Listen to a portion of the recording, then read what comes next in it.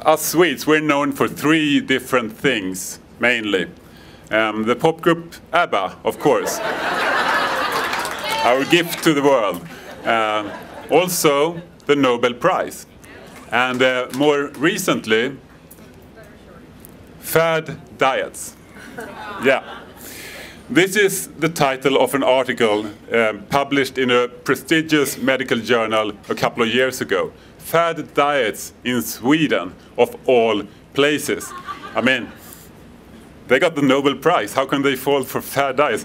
What they were worried about was a diet that was already back then quite popular, called LCHF, standing for low carb, high fat. And this is a low carb diet similar to the Atkins diet, of course.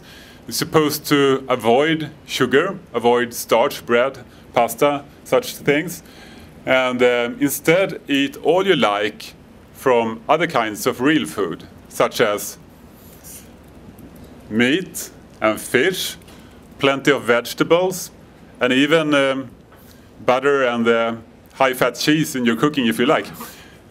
Actually, these pictures are from a cookbook by a man called Skaldeman, who's sitting here. You have, it's a very beautiful pictures. Do you have any plan to translate it to English? Yes, please. Not yet. Not yet. Maybe you can inquire at if everybody writes to your publisher, perhaps. Yeah. Yeah, maybe. Anyway, some people still believe that this real food here is really dangerous to eat, really bad for you. Why? Because there's no percentage limit on how much saturated fat you're allowed to eat. It's all up to you, right? And that's supposed to be dangerous. Well, is it? We're going to get to that soon. After some Swedish statistics, this is something that I find interesting. This is the sales of butter in Sweden from 1985 up until 2008. And you can see it's dropped to less than half during the period where we were also scared of fat because it was supposed to give you heart disease. But it was also claimed that if you got rid of this calorie-rich butter and ate your bread without it, then you were supposed to lose weight, right? Because it's fewer calories. But that's not quite what happened in America.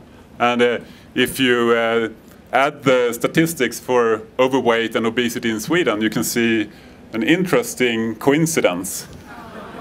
That at the same time as we were eating less butter, we were getting more obesity. Just like, in fact, every single other country that I know of.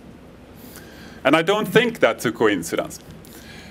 However, if you take a look at the right side of this diagram, you can see that maybe something, perhaps, is starting to happen.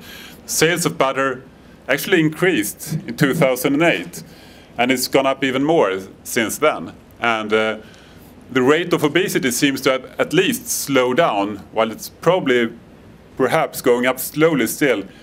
I think absolutely it's going to be possible to reverse it. Because I believe that something big is about to happen in Sweden. And it's all, perhaps, because of a small, tiny, insignificant event back in 2005. Sort of like a butterfly flapping its wings somewhere else, leading to large consequences much later. And it all started with this woman, Dr. Annika Dahlqvist. She's a family physician like me. And she had struggled with her weight for most of her life, tried most diets you could think of without much long-term success, until back in 2005, when she went on the Atkins diet. And she lost her excess weight and felt great. So she read more about this, talked to other people, and then she started to give the same kind of advice to her patients, like obese people and diabetics, with excellent results.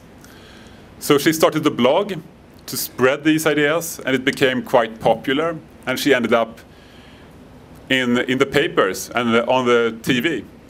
Got a lot of attention. And not everybody was happy about this, of course, as you can imagine. And here's where it gets really interesting, because a couple of dietitians notified the highest medical authority in Sweden, the National Board of Health and Welfare, because they were afraid that Annika's patients were going to die from all that fat she was feeding them, you know.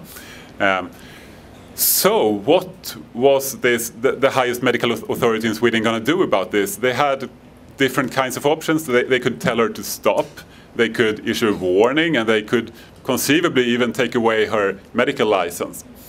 But they found out this wasn't really an easy question to answer. You had to get it right. So they launched an investigation to go through the science. And this took 2 years. Until in January of 2008, they reached their conclusion. And they said that it's okay, you're free to go, you can keep doing this. Because, as they said, low-carb diets can today be seen as compatible with scientific evidence and best practice. Yeah. I think it's really unique, actually, that some other government agency has done this. But said that it's scientifically proven that it's working, this, for weight reduction. It's been shown in a number of studies, and they said that there is no evidence that they could find that this is harmful. So this was a revolution in the debate because low carb had been labeled a dangerous fad diet. You know, anybody's heard that before? But now the highest medical authority in Sweden said the opposite. They said that it's proven to work and there are no known dangers.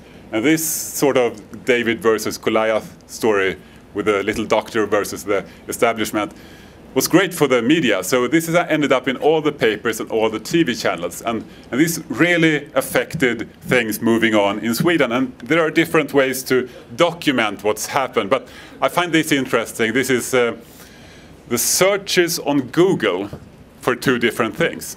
First, LCHF, the blue line, low carb, high fat. Second, Weight Watchers, which used to be the most popular way to lose weight in Sweden. So this is in 2007. You can see low carb, high fat, that's a flat line at the bottom. Basically nobody is searching for it. Whereas Weight Watchers is quite popular, especially in January, you know.